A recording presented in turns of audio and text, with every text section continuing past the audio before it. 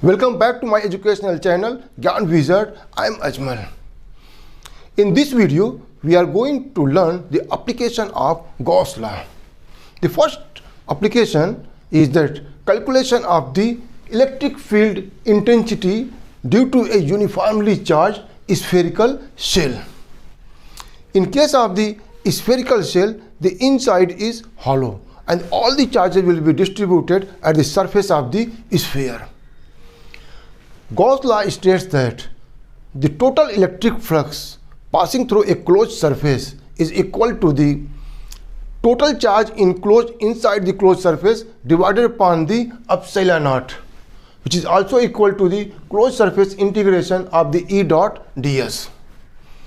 We take a uniformly charged spherical shell whose radius is capital R,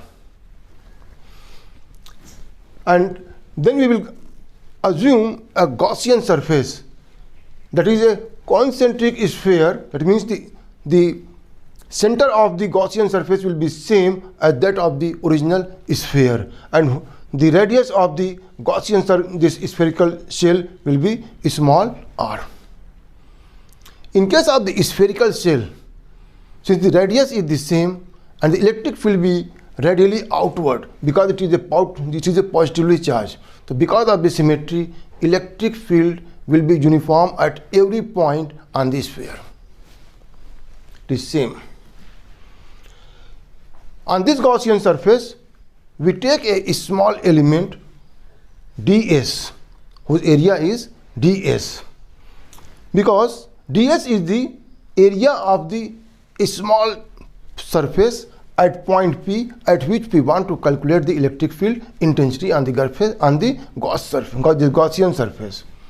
Because the electric field and the ds both are radially outward, the angle between them will be 0, and cos 0 is equal to 1. That means when we calculate the E dot ds is equal to magnitude of E multiplied by magnitude of ds into cos theta, and cos 0 is equal to 1. Therefore, E dot ds will be equal to the E ds.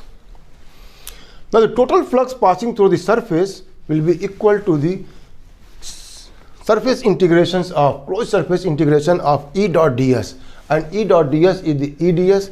E is uniform at the surface. We will take it, we will consider it as a constant and take it out of the integration. And the surface integration of the ds, that means the total area of the sphere, that is equal to 4 pi r square. So phi is equal to the E multiplied by 4 pi r square. Now this phi, that is the flux passing through the closed surface, is equal to the Q upon epsilon naught as per the Gauss law. So we can equate the two and get Q upon the epsilon naught is equal to the E into 4 pi r square, or E is equal to Q upon the 4 pi epsilon naught r square. This is a spherical surface, and we will take it as the surface charge density sigma is equal to Q upon the 4 pi r square.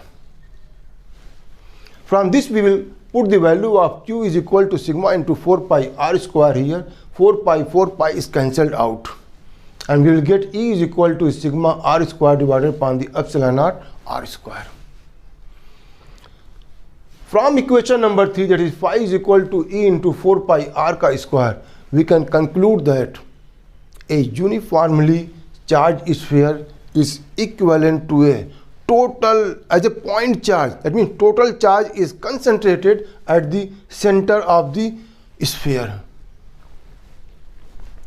And as a special case, when r is equal to the small r is equal to capital R, that means we consider the Gaussian surface as the same as the uniformly charged spherical shell. That means small r is equal to the capital R, then E will be equal to r square will be cancelled out, and E will be equal to sigma upon the epsilon naught.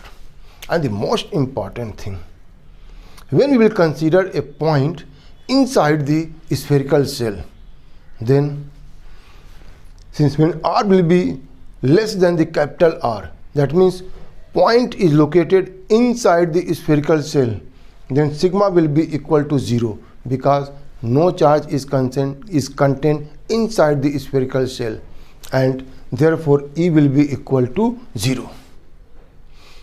Hope you find this video useful and informative.